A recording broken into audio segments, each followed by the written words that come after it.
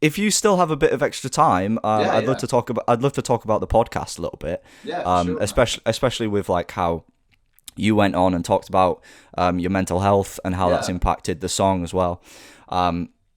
So across lockdown, I actually started a podcast, and I modelled my podcast after the happy hour, and there was this funny scenario where I approached Max Fosh to come on mine, Yeah. and he agreed, and then Oh he went wow. on yours, and you guys asked him all of the questions I was Right. planning to ask.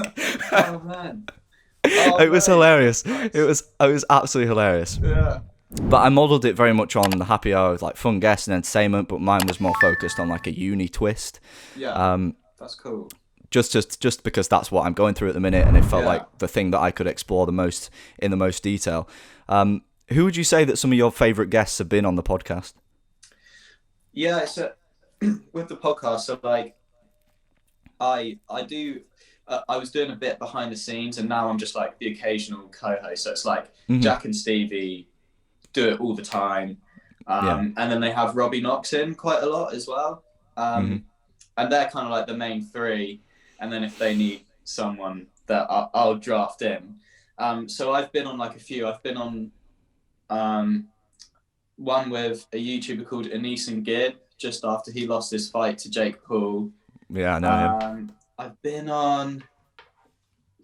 I've been on. I was on a Stephen Tries one, which obviously did really well because Yeah. that started all the beef. That started all the Um, beef back up again, which was, yeah, it's like, as someone who's not at all aware of what was going on, that was like being on an episode of Gossip Girl. I was I like know.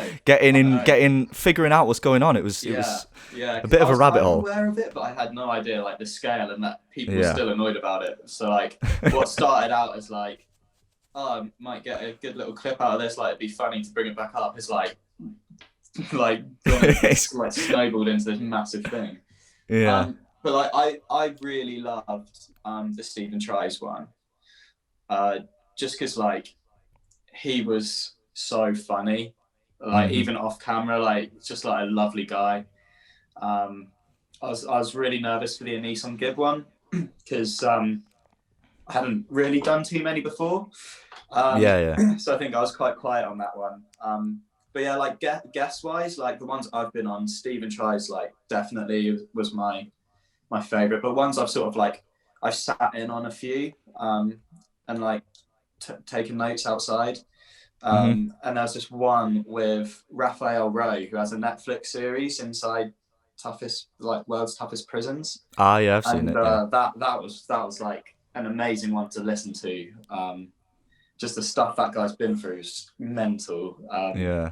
That was like another world to me. And then yeah, maybe like Joe Weller. I thought he was like I was a I massive fan of completely him. agree. Yeah. Yeah. As someone, I think, obviously, I'm not going to try and relate to you too much on this level, Mm, but as someone who's also gone through some mental health struggles in the past, mm, hearing him talk about his mental health, and he's quite open with his mental health on his yeah. own YouTube channel, is very inspiring. And I think it's important that I think it's important that he is honest with himself as well. I think that's one of the Mm, key things, and that's something that I found very useful. And yeah. bringing that into why you chose to go on and talk Mm, about your mental health. mm. Why would you say personally you chose to do that? I don't.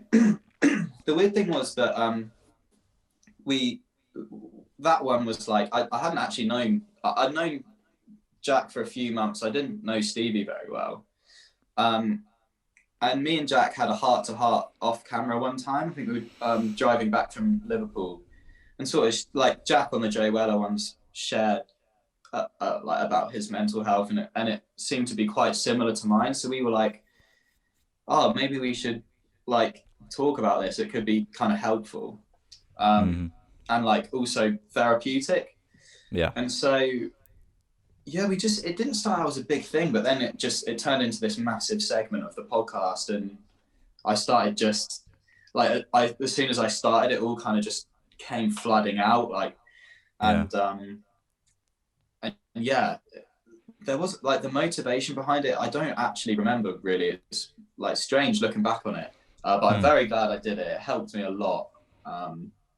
And off the back of that, I think it helped a lot of people as well, and a lot of people were looking at that video, and did that in a way, the reaction that you received from that sort of revelation of your own journey, impact and influence the way you then chose to write the next song? Yeah, it was definitely around that time I had written that, and the influx of messages I got, because I was super nervous, because like you get a lot of stick online, and I did get a bit of stick for it, but like even now, I get messages every day about that podcast being like, oh, I've gone through exactly the same thing. And at the time, I really, really did not know anybody else who had anything like my OCDs. And it's so eye-opening to see like how many people have exactly the same thing as you, like as niche as it feels and as like odd as it feels at the time. Like there are thousands of people who have it. And so, yeah, like there are some lines in the song that are sort of about how like in our generation, like everyone's got everyone, as horrible as it sounds, seems to have some sort of mental health issue. I don't know if that's even from the side of yeah, even from the side of feeling compulsively that you have to post on social media, or exactly. Feeling like you want to filter your life in that way. Yeah, absolutely. For sure. I mean, like, for example, I still see, I'm a lot better now, but I still see my therapist every week via Zoom. And one of the things I've been struggling with recently is like my last 2 videos have done really bad on YouTube. And I talked to my YouTube mates, and I was talking to Robbie about it last night. And he was like, who cares? Like, it just doesn't matter. But I have this thing where I like compulsively check the views. So like on the YouTube studio, I'll be refreshing it like 5 times an hour, and like I can literally see it go up by 100 and 100, and like losing sleep over it and stuff. And that's so like, that is a mental health issue. It seems so trivial because it isn't causing me loads of distress, but it's like needing to go for a cigarette or something. Like it's definitely an addiction. And I think so many, like everyone's acting like influencers now. So people are getting stressed about how many likes they're getting on Instagram, even if it's not how they make their living. It's like, it's horrible stuff, really.